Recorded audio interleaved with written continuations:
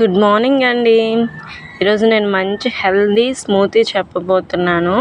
ఇది వెయిట్ గెయిన్కి చాలా యూజ్ అవుతుంది.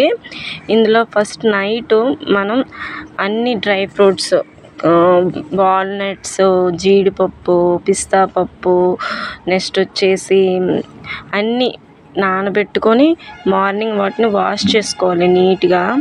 మెయిన్గా బ్లూబెర్రీస్, నేను ఇప్పుడు వాష్ చేస్తున్నవి బ్లూబెర్రీస్.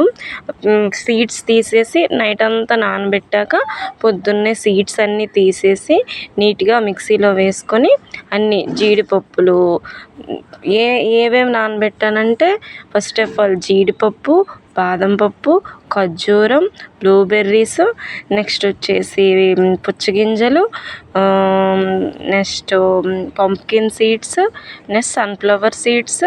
ఖర్జూరాలు మన స్వీట్కి తగ్గట్టు యాడ్ చేసుకోవడమే. అందులో అగోండి ఖర్జూరం మొత్తం అన్ని సీడ్స్ తీసేసి బాదం పిక్కలు తొక్కలు చేసి నీట్గా మొత్తం అన్నిటిని క్లీన్గా వాష్ చేసుకొని మనం మిక్సీ పట్టుకోవాలి. ఫస్ట్ కొంచెం మిల్క్ వేసుకొని మిక్సీ పట్టుకుంటే అవి చాలా నీట్గా బ్లెండ్ అవుతాయి.